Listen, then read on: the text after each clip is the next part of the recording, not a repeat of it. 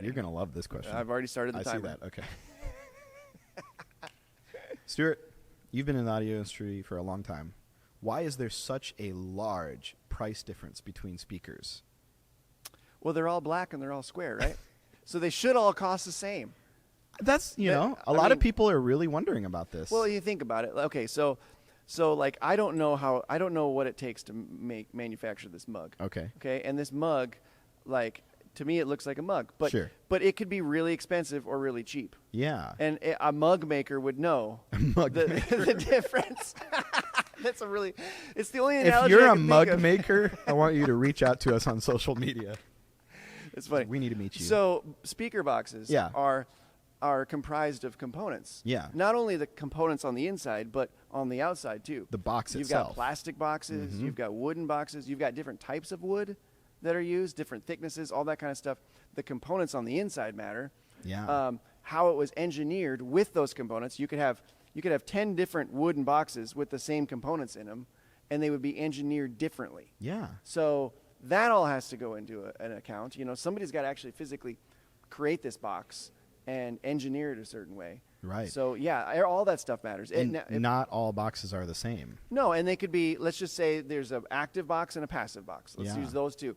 An active box would have a box with the amplifier built into it. Yep. And then a passive box would be just a box with no amp built into it at all. So there's a lot of differences. Yeah, I remember talking with one of our system engineers about this one day, and he's like, people don't take into account even the angle of the wooden box. We're talking like small engineering details. Like this box is so much degrees angled off from the other. Directly affects how the driver is going to work. Yeah. And like a lot of technology, this is a discussion we have a lot about cheap gear and expensive gear. People, I think, get confused because they go, well, speaker's a speaker.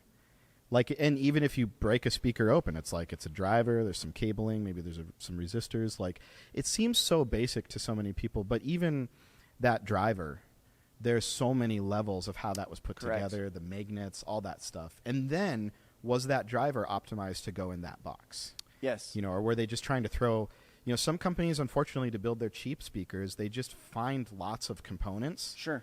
And just throw them together. Yeah. They're like, we can mass produce 1 million speakers this year. Yeah, and then you create reflections versus like more direct sound coming out of the box. This could be a rabbit hole. It could be a long discussion. It all depends on the components, how it was engineered, how it was built, and how it's deployed. And we're not against saying that there's levels of quality that are okay. Like we even have some simple powered boxes in our production rig. And a lot of times if you're doing like a little coffee house show or something, you throw those up on some speaker stands, couple microphones. You got a great sounding system. Yeah. But when you're flying a PA in an auditorium, a powered box might not always be your best choice. Correct. That's where we might be looking into putting some passive boxes. And then something you may have never even heard of is, does the box have a biamp circuitry into it? Which means as system engineers, can we power that box with multiple channels of power and then tune each of the frequency drivers to the room? Yeah.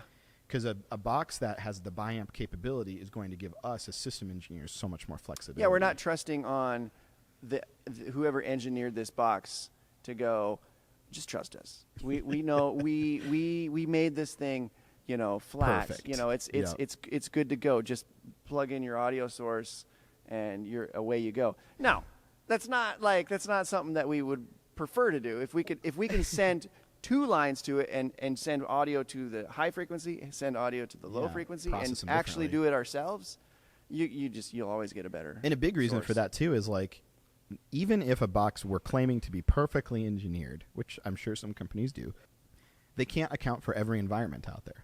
Correct. They just can't. Like, we're sitting in a big theater right now, and the way that a powered box or passive box would react to this room versus a small coffee shop would be completely different. Yeah. And to assume that you can just buy one-size-fits-all speakers and just put them in any location and that they're all going to sound great. They might sound good, but I think there needs to be some intentionality put into that. And this also comes down to, like, some people just want to look cool and buy, stuff that looks great. Yeah. Listen with your eyes. Yeah. And sometimes the box you need doesn't look very impressive, but it sounds really good. Yes.